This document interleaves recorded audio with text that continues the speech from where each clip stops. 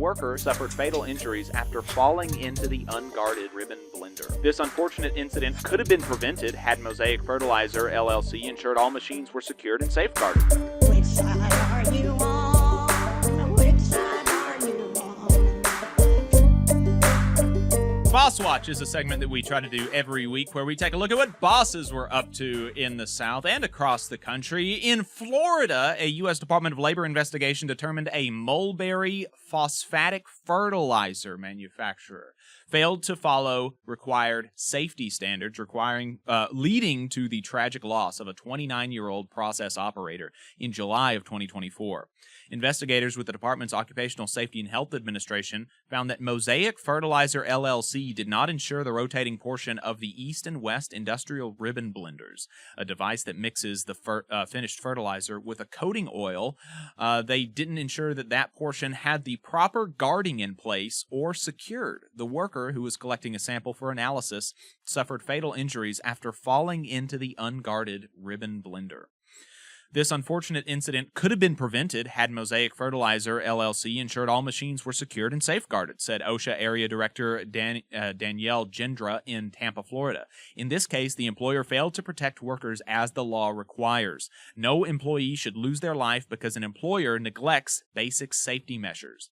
OSHA issued the employer 2 serious violations and a proposed penalty of $30,000.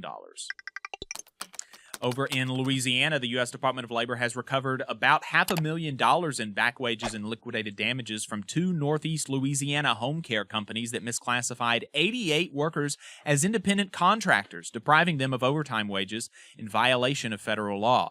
The department's Wage and Hour Division found that 24 employees of the Stonewall-based Inner Quality Services LLC and 64 employees of the Shreveport-based Sincere Client Care Services LLC were misclassified as independent contractors and paid straight-time rates for all hours worked, including over 40 in a work week. The division recovered $70,000 in back wages and an equal amount in liquidated damages from Inner Quality Services for affected employees, and $153,000 in back wages and an equal amount in liquidated damages for the affected employees at Sincere Client Care Services to resolve their Fair Labor Standards Act violations. The Wage and Hour Division takes employee misclassification seriously, and we will continue to hold employers accountable when workers are denied their lawfully earned wages, said Wage and Hour Division District Director Troy Mouton in New Orleans. Misclassification often results in workers losing critical workplace protections and benefits, including overtime pay. This practice is unfair to workers and other employers who classify their workforce correctly.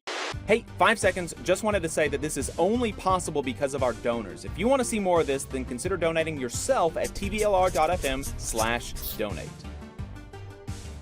Staying in Louisiana, the findings of 2 recent U.S. Department of Labor investigations show misclassification of employees as independent contractors in an ongoing concern for home care industry workers in Louisiana and throughout the nation, as the practice deprives them of their full wages and other important benefits. Investigations by the department's Wage and Hour Division found that 2 South Louisiana companion care providers, We Care Homes Incorporated and Special Needs Unlimited LLC, misclassified a total of 158 employees as independent contractors, and by doing so, failed to pay them $422,000 in overtime wages. Home care workers employed by We Care Homes and Special Needs Unlimited typically worked long hours and providing essential services for people unable to care for themselves. In exchange, they deserve to be paid for their full wages, said Wage and Hour Division Director Troy Mouton in New Orleans.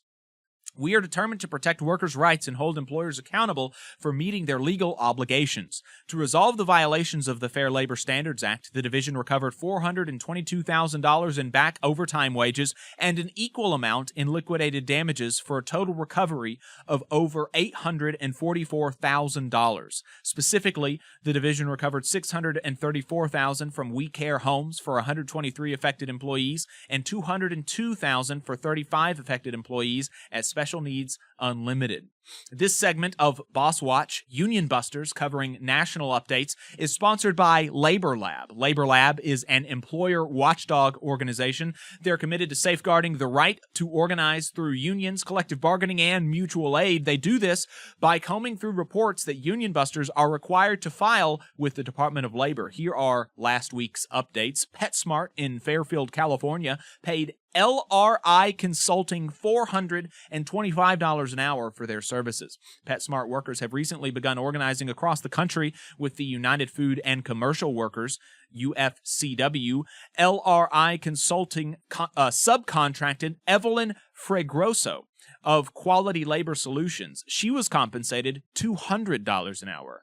Fregroso was previously a union organizer with the United Farm Workers, UFW, and Teamsters Local 396 in California before joining the union-busting sector in 2012. That work has proved much more lucrative, obviously. She was paid $70,000 for 1 month of work during a union-busting campaign in 2023. The election at PetSmart was held on the 3rd of January, and results are pending.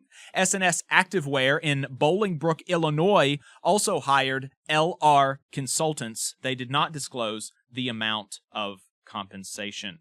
That is it for Boss Watch this week. We have several dishonorable mentions that you will have to subscribe to our newsletter to get. You can do that at tvlr.fm/contact.